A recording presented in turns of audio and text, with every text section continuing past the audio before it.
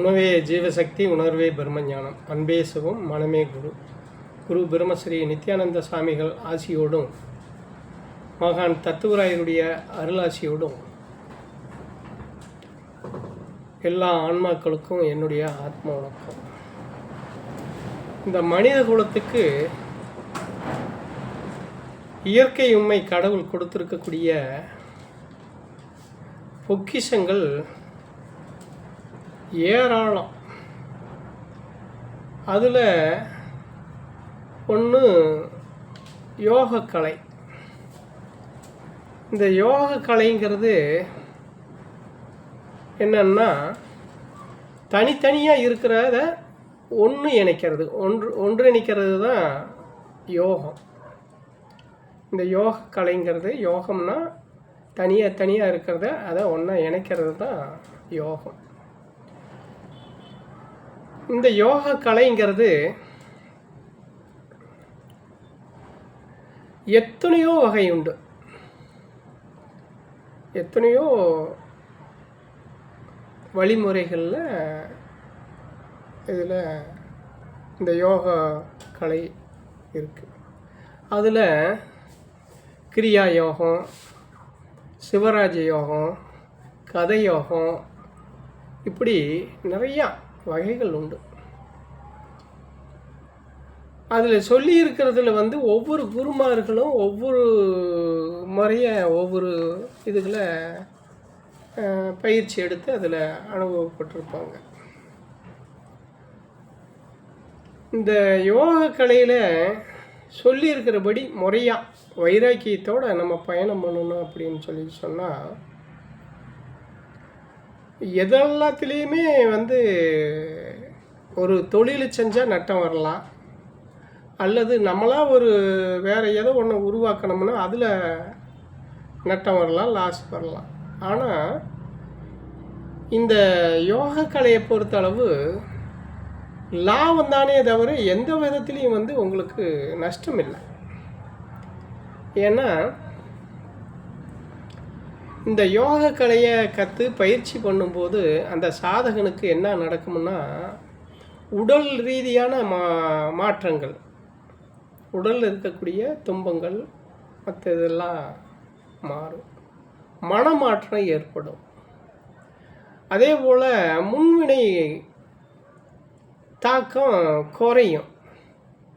அடுத்தடுத்து ஆன்ம முன்னேற்றத்துக்கு உண்டான வழி பிறக்கும், ஜீவ முக்தி கிடைக்கும். இப்போ இத்தனையும் எதில் கிடைக்கும்னா, இந்த யோக கலையை பயில்றதுனால தான் இந்த அனுபவம்லாம் வரும். இதுக்கு வைராக்கியம் ரொம்ப முக்கியம். ஒவ்வொரு தடவையும் நம்ம இதைத்தான் சொல்லிக்கிட்டு இருக்கிறோம். இந்த வைராக்கியம் இல்லைன்னா இந்த பாதையிலாம் நம்ம பயணம் பண்ண முடியாது. ஆனால் இதோட அருமை நமக்கு தெரியாமல் நம்ம ஏமாந்து விட்டுறோம்.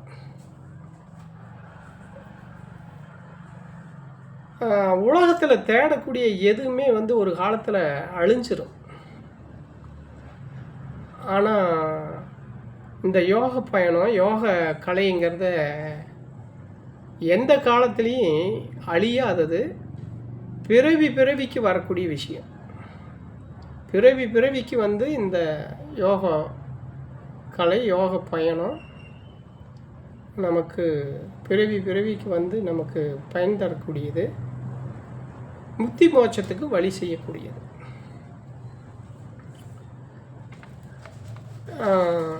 இன்னொன்று பார்த்தீங்கன்னா,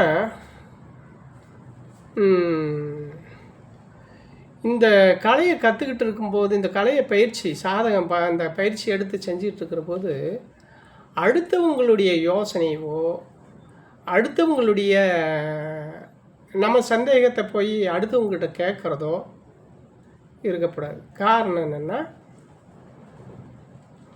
அவங்க மனநிலை, அவங்களுடைய போக்கு, எண்ணத்தில் குருவை தேடி குருக்கிட்ட அவங்க பயிற்சி எடுத்தாங்களாம். அவங்க என்ன மாதிரி பயிற்சி பண்ணினாங்க, குரு சொன்னபடி செஞ்சாங்களாம். அந்த இதில் இருக்கக்கூடிய ஒரு சில விஷயத்திலாம் கடைப்பிடிக்க வேண்டியதுக்கு அதெல்லாம் கடைப்பிடிச்சாங்களா அப்படிங்கிறதுலாம் இருக்குது. அப்போ இதெல்லாம் வந்து நமக்கு தெரியாமல் எந்த இதுவுமே இல்லாமல் ஏதோ ஆசிரமத்துக்கு எல்லோரும் வர்றாங்க, நம்மளும் போகிறோம், அவங்களும் வர்றாங்க, நம்ம மாதிரி தான் அவங்க இருப்பாங்க, அவங்க மாதிரி தான் நம்ம இருப்பாங்கிறதெல்லாம் வந்து இந்த கலைக்கு, இந்த கலை பயணத்துக்கு, இந்த பயிற்சிக்கு,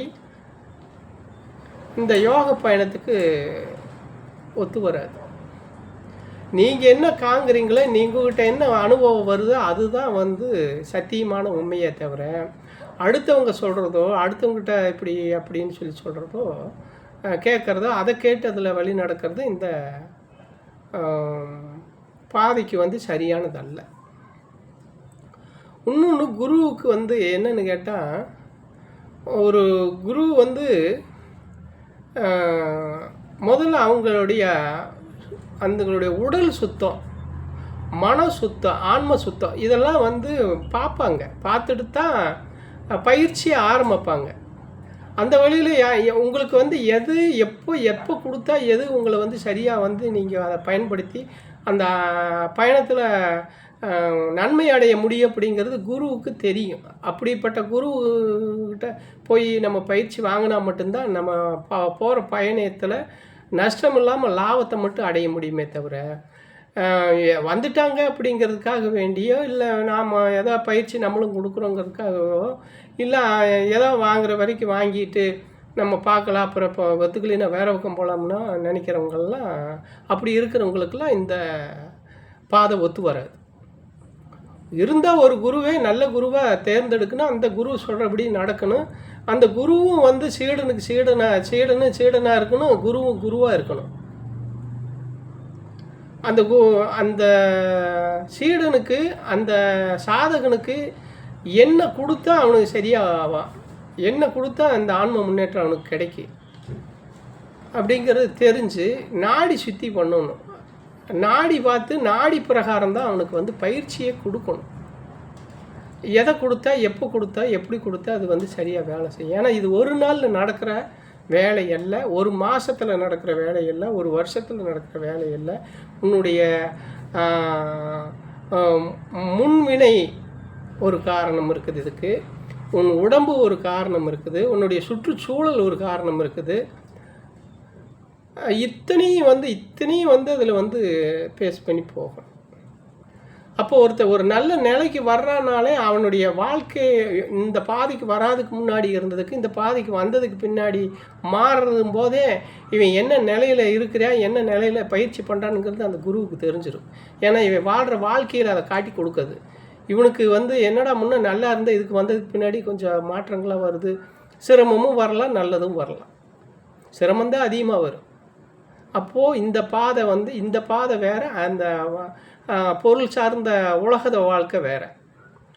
பொருள் உலக வாழ்க்கையில் வேறு மாதிரி இருக்கும், அருள் உலக வாழ்க்கையில் வேறு மாதிரி இருக்கும். அப்போ இதெல்லாம் நம்ம புரிஞ்சு நல்ல குருமார்கள் சொல்கிறபடி இது வந்து இறைவன் கொடுத்த பெரிய பொக்கிஷம். ஒவ்வொருத்தரும் இதை வந்து நம்ம பிறவிக்கு இது நம்மளோட வரக்கூடியதாக இருக்கிறதுனால இதை கைகொள்ளணும் எல்லாரும் அப்படிங்கிறது தான் என்னுடைய வேண்டுகோள். அனைவருக்கும் ஆத்ம வணக்கம்.